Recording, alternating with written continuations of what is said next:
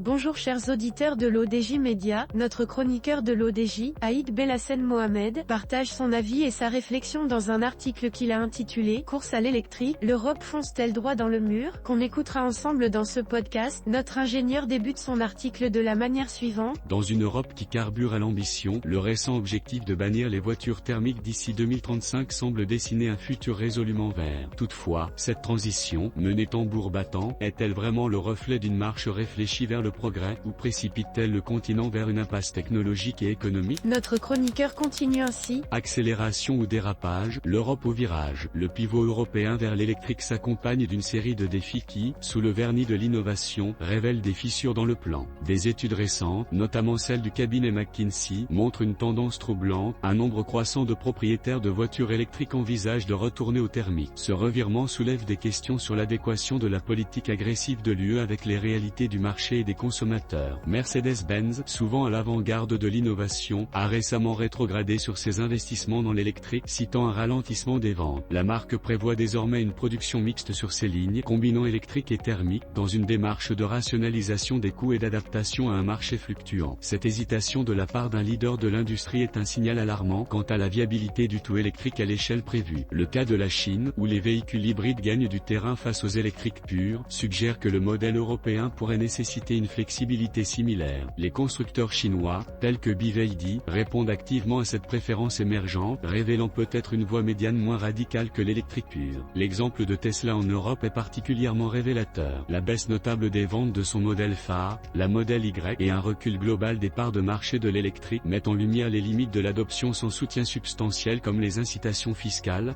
récemment réduites en Allemagne. Face à ces turbulences, les décideurs européens semblent tenir la barre d'un navire qui, loin de naviguer sur des eaux tranquilles vers 2035, pourrait bien rencontrer des tempêtes. Le défi sera de moduler l'ardeur réglementaire avec une stratégie qui tient compte des capacités industrielles réelles et des attentes des consommateurs. L'auteur termine son article en ces termes. Finalement, la question centrale demeure, l'Europe dans sa quête de leadership écologique a-t-elle pris un virage trop serré? La réussite de cette transition monumentale requiert une approche plus nuancée qui équilibre ambition écologique et pragmatisme économique, sans quoi le rêve d'une Europe verte pourrait bien se heurter à la réalité d'un marché non préparé à une telle révolution. Rédigé par Aïd Belhassen Mohamed.